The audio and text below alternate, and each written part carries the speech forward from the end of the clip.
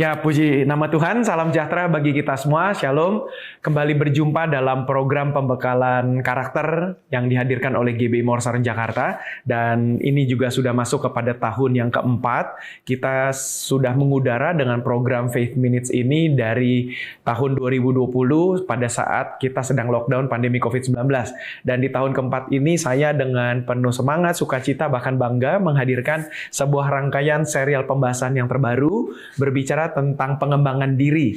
Topik ini akan menjadi topik yang kita jumpai dalam 7 serial ke depannya. Artinya kita akan berjumpa mulai hari ini sampai kepada 7 minggu ke depannya dan hadir setiap hari Kamis pukul 19.00 waktu Indonesia bagian Barat. Judul ini berbicara tentang bagaimana kita bisa menanamkan pikiran yang bagus, pikiran yang positif di dalam pikiran kita. Jadi tema ini meresponi dari ulasan khotbah saya pada hari Minggu, di mana serial kita jalani ini adalah 13 hal yang bisa menggeser Tuhan dari hati orang Kristen. Maka itu 13 serial itu saya bahas bagaimana gereja-gereja pada zaman sekarang ini mengalami perubahan karena mengikuti tren dari umat Kristen. Di mana umat Kristen sudah tidak mau lagi belajar firman Tuhan lebih serius dan hanya kebanyakan mau hanya firman Tuhan yang cetek-cetek saja, sederhana-sederhana saja, dan banyak yang lebih senang dengan mendengarkan kata-kata motivasi, kata-kata kekuatan, sekalipun itu juga perlu disampaikan dalam bahan khotbah. Tetapi kalau ditekankan terus-menerus setiap hari Minggu, maka itu menjadi berlebihan. Nah, saya sampaikan dalam khotbah itu bagaimana pendeta-pendeta harus tetap konsisten pada ibadah minggu menyampaikan firman Tuhan berisi pengajaran tentang Alkitab. Nah, saya memberikan tawaran dalam khotbah tersebut sama seperti yang dilakukan oleh gereja kita. Gereja kita mengadakan pembekalan tengah minggu seperti saat ini Faith Minutes Live, pembekalan karakter. Maka dalam pertemuan Faith Minutes Live seperti ini kita bahas tentang pengembangan diri.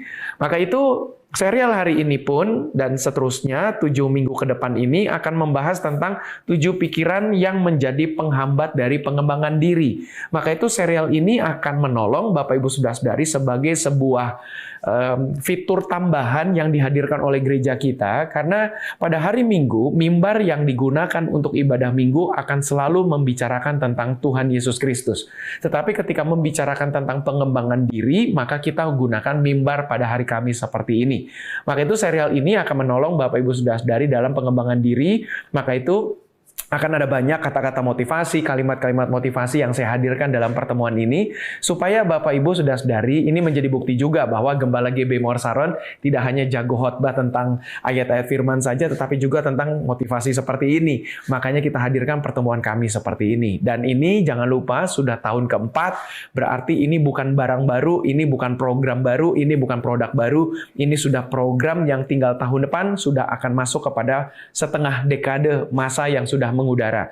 Jadi puji Tuhan, kita lihat bagaimana 7 serial ini, 7 pembahasan, 7 pikiran penghambat pengembangan diri ini akan menjadi pembahasan yang praktis, pembahasan yang teknis, pembahasan yang akan sangat berguna untuk semua kelompok usia, baik dari yang masih muda, parubaya, sampai kepada orang yang sudah tua sekalipun.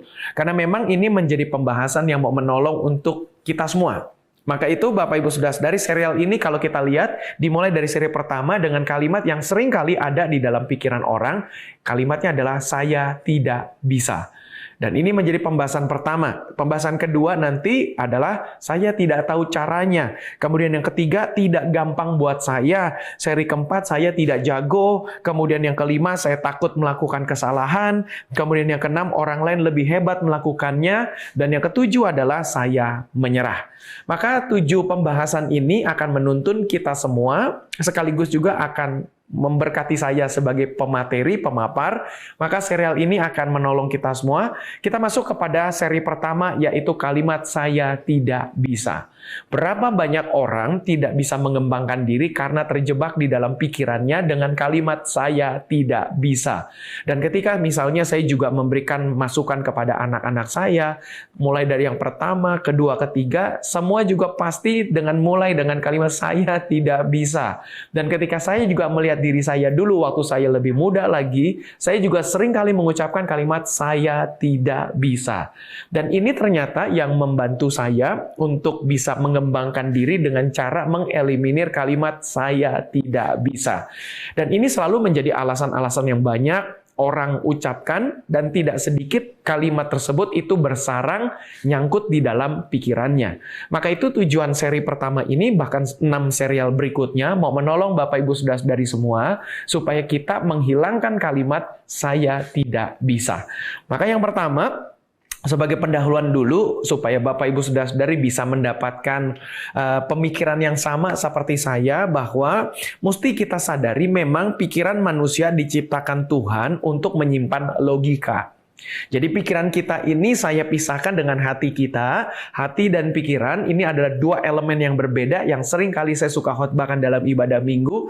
Ini mau bertujuan untuk membantu Bapak Ibu Saudara-saudari dalam pengembangan diri kita.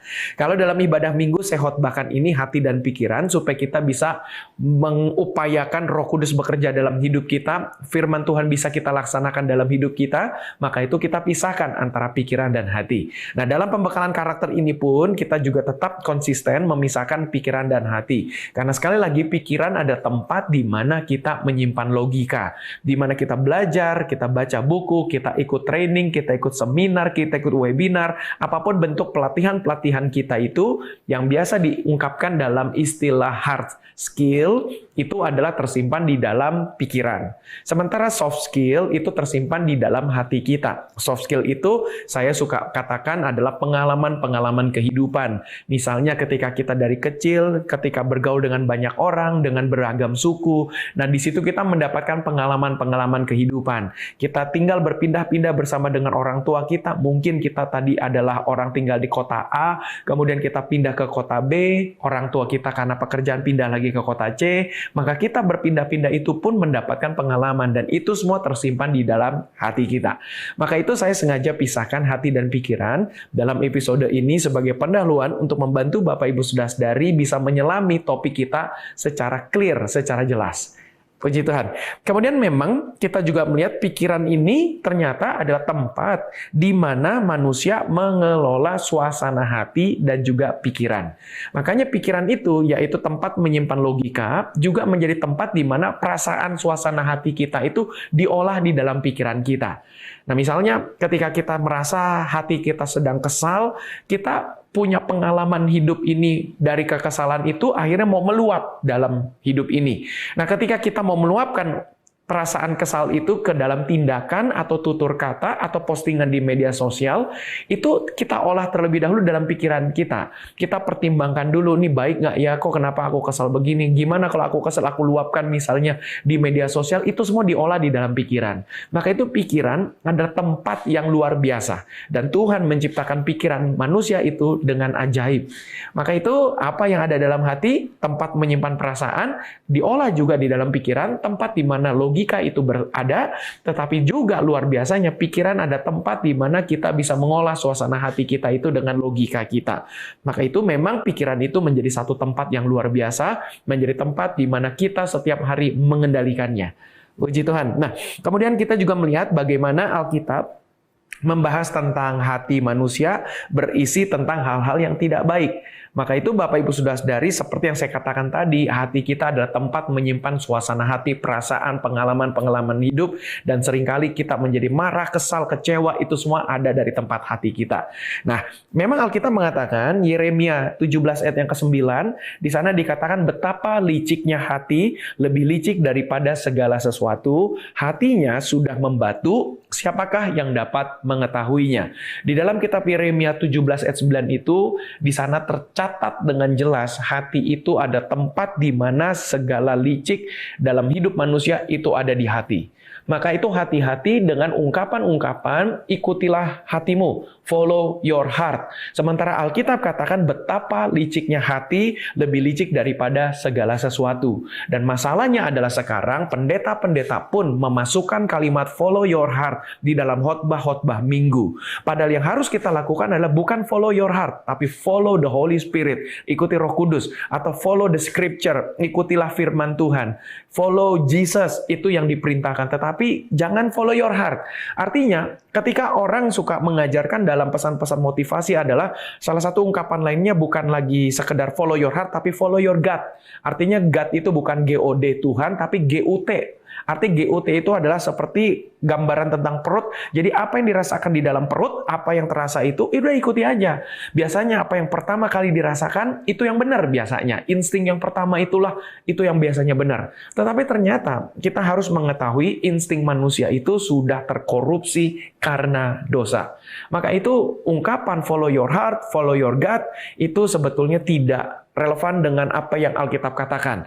Maka itu Bapak Ibu Saudara-saudari harus menyadari hal ini supaya kita jangan kecelek sehingga apa yang kita pikir, apa yang diungkapkan pendeta, sekalipun dia berkata seperti itu, dia tambahkan lagi ayat-ayat firman Tuhan lainnya, Bapak Ibu harus mengetahui Yeremia 17 ayat yang ke-9 sangat jelas sekali mengatakan betapa liciknya hati, lebih licik daripada segala sesuatu. Lantas maukah kita mengikuti apa yang dikatakan hati kita, sementara Alkitab katakan hati itu licik?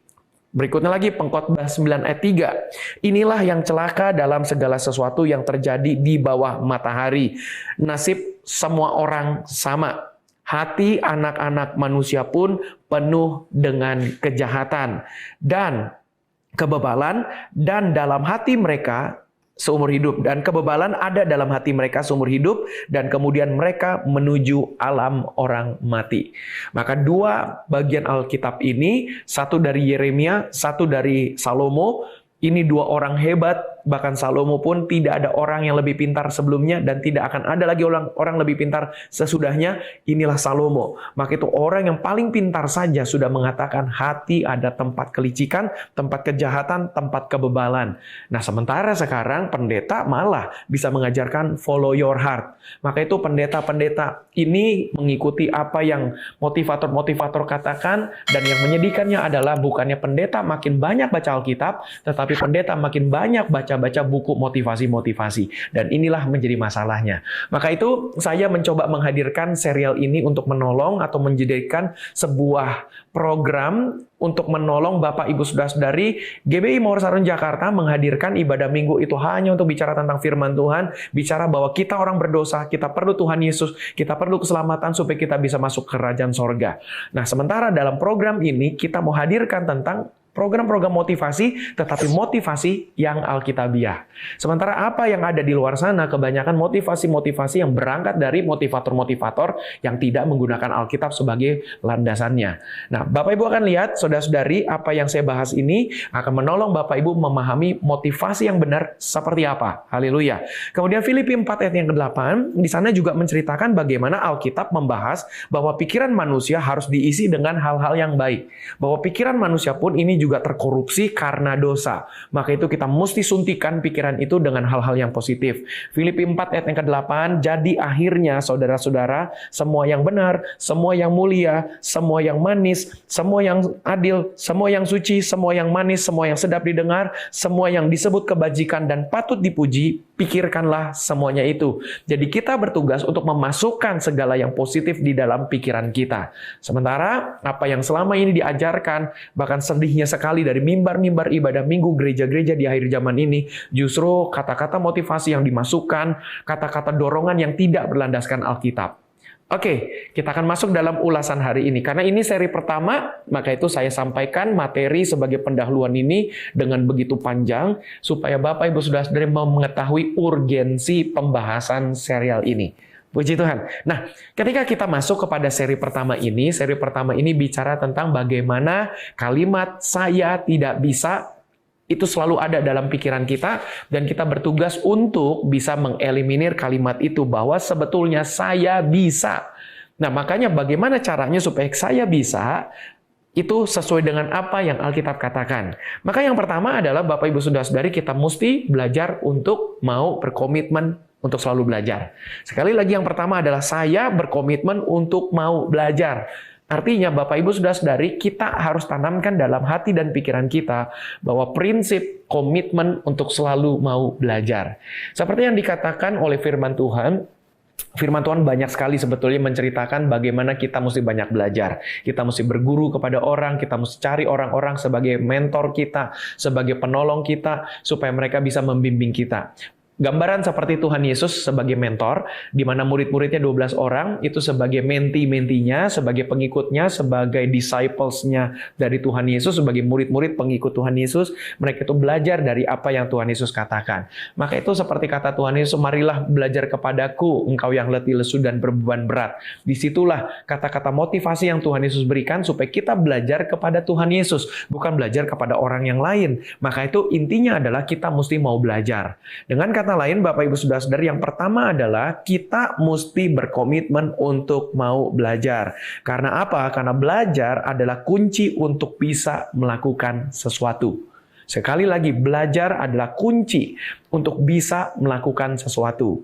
Dan Bapak Ibu jangan lupa bahwa kita sebagai orang Kristen, kita mesti banyak baca Alkitab, itu tidak boleh ditawar. Artinya supaya kita bisa menghilangkan kalimat saya tidak bisa, mesti memang rajin baca Alkitab. Karena dengan rajin baca Alkitab, kita punya pedoman dari firman Tuhan bahwa Tuhan selalu menyertai kita. Nah, karena apabila Tuhan menyertai kita, siapa lawan kita? Itu kata firman Tuhan. Maka yang kita sudah menyadari, karena kita rajin baca Alkitab, maka kita mesti mau komitmen untuk belajar. Karena belajar adalah kunci untuk bisa melakukan sesuatu, belajar adalah pintu untuk bisa. Jadi ketika kita berkata, saya tidak bisa, seakan-akan di alam imajinasi kita, kita melihat ada sebuah pintu yang tertutup di depan kita itu, maka kita berkata, saya tidak bisa. Maka harusnya Bapak Ibu Saudara-saudari, ketika kita tahu Allah beserta dengan kita, Roh Kudus memampukan kita, pasti kita akan ketemu caranya. Maka itu harus mau belajar. Karena dengan belajar, kita akan membuka pintu untuk bisa. Dengan belajar pun ini adalah langkah awal untuk bisa.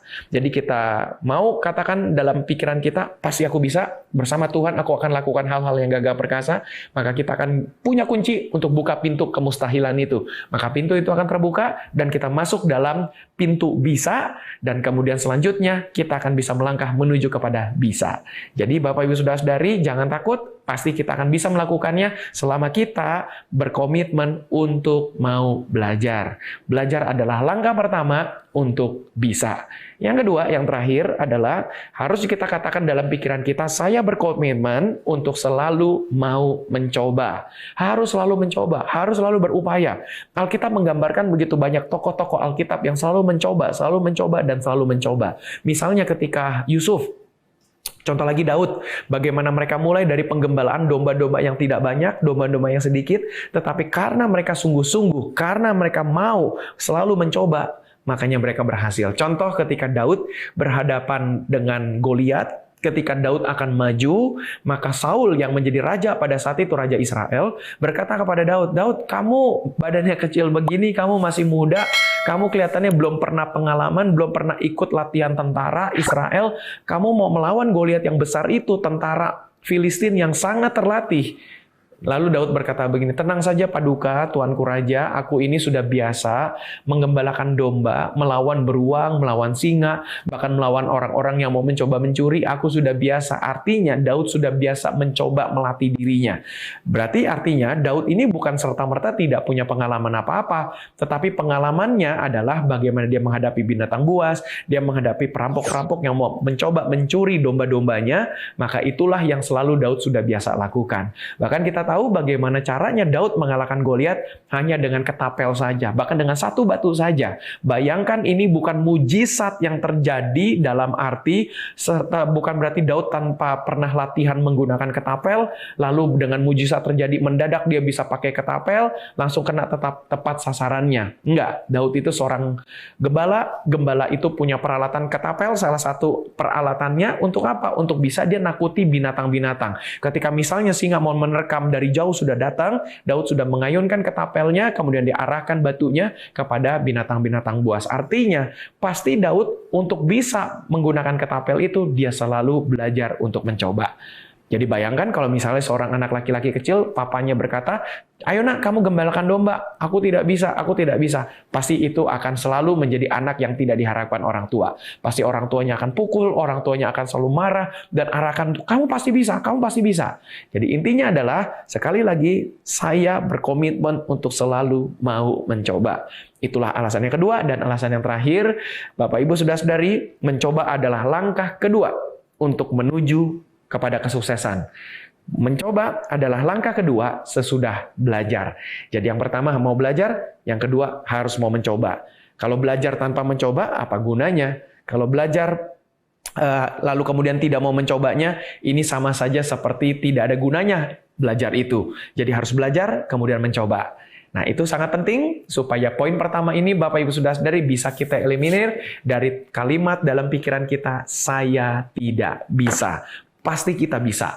Kenapa? Karena alasannya karena sebagai orang Kristen, kita sudah banyak baca Alkitab, kita tahu janji-janji Tuhan, tetapi yang perlu kita tanamkan dalam rangka kita mengelola pikiran kita supaya kita bisa melangkah dan hilangkan kalimat saya tidak bisa, maka yang pertama adalah harus berkomitmen mau belajar, dan yang kedua berkomitmen untuk selalu mencoba. Puji Tuhan, saya rasa itu saja, tidak perlu panjang-panjang. Setidaknya itu langkah pertama yang praktis untuk menolong Bapak Ibu Saudara-saudari supaya kita bisa. Apapun yang ada di depan kita, pasti kita bisa. Dalam umur saya yang sebentar lagi akan 45 tahun, Bapak Ibu Saudara-saudari, ketika saya menengok ke belakang dan saya melihat betapa banyaknya dan jauhnya perjalanan hidup saya ini, dari apa yang dulu-dulu saya anggap tidak bisa, dan tidak bisa, ternyata sekarang bisa. Maka itu sekarang saya ini, apalagi memasuki tahun keempat dalam penggembalaan GB Morsaron Jakarta di tahun 2025 nanti, bulan Februari saya akan genap 4 tahun menjadi gembala. Saya sudah tidak takut lagi dan saya tidak akan pernah berkata tidak bisa, dan tidak bisa. Saya selalu berkata bisa, dan bisa. Maka itu saya tidak takut untuk mencoba, tidak takut untuk belajar. Dan biar itu menjadi pedoman juga, kalau saya sudah bisa melewati itu semua, pasti Bapak Ibu Saudara-saudari pun bisa melewati semuanya. Saya ini sebetulnya adalah seorang yang pendiam, seorang yang kaku, seorang yang tidak bisa berdiri di depan umum, apalagi di depan kamera seperti ini. Kalau saya ingat dulu-dulu berdiri di depan kamera, waduh gugupnya minta ampun, saya lupa dengan semua catatan saya, apa yang saya sudah siapkan, semuanya hilang, buyar, tetapi sekarang sudah tidak masalah lagi. Pengalaman-pengalaman sampai ke luar negeri pun, ketika diwawancarai oleh tim-tim media dari gereja-gereja lain pun, saya langsung dengan sekali take, sekali ambil, langsung semuanya itu berjalan dengan baik. Kenapa? Karena saya waktu itu mau berkata dalam hati, pasti bisa, dan saya mau mencoba. Nah, kalau saya sudah bisa seperti ini, Bapak Ibu Saudara-saudari pun pasti bisa. Bersama dengan Allah, kita lakukan hal-hal yang gagah perkasa. Puji Tuhan, di layar Bapak Ibu Saudara-saudari ada QR Code. Diberikan kesempatan bagi Bapak Ibu untuk bisa memberikan persembahan. Apabila Bapak Ibu sudah diberkati dengan tayangan ini, boleh memberikan topangan supaya program kita ini bisa terus kita tingkatkan mutunya. Maka itu kita semua memerlukan biaya. Karena barang-barang elektronik lama-lama pun akan rusak dan berganti, perlu kita upgrade dan seterusnya. Itu semua memerlukan biaya. Dan terima kasih untuk Bapak Ibu saudara-saudari yang sudah rutin menopang biaya di GB Morsaron ini. Maka itu terima kasih. Dan yang menggunakan YouTube, jangan lupa subscribe YouTube GB Morsaron TV, dan juga Bapak Ibu yang menggunakan Facebook, jangan lupa follow dan like Facebook page GB Morsaron, dan Bapak Ibu yang menggunakan Instagram, silakan follow 2 akun gereja, GB Morsaron Jakarta, dan satu lagi GBI_Mawar Saron, silakan follow keduanya. Kemudian juga untuk tayangan pembekalan karakter ini, kita hadirkan di Instagram dari akun Faith Minutes. Bapak Ibu juga bisa lihat di sana dan silakan follow.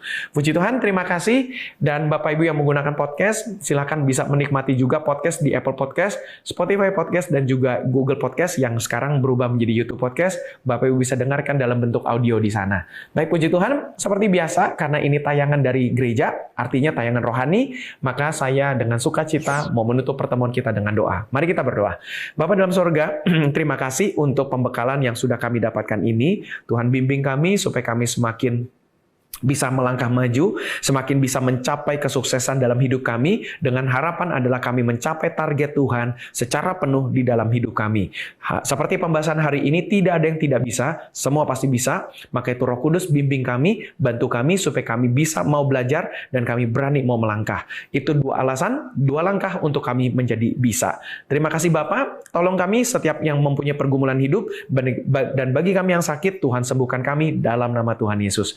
Berkati gereja kami GB Morsaron Jakarta, dan Tuhan juga berkati Indonesia. Terima kasih, ini doa kami. Dalam nama Tuhan Yesus kami berdoa. Amin. Baik, puji Tuhan, terima kasih Bapak Ibu saudara-saudari. Sekian sudah pembahasan kita, dan kita akan lanjutkan lagi pembahasan ini dalam pertemuan berikutnya, seri kedua, di mana kalimat yang kedua berkata, saya tidak tahu caranya. Kita akan bahas nanti, dan Bapak Ibu akan diberkati lebih lagi. Tuhan Yesus memberkati, sampai jumpa.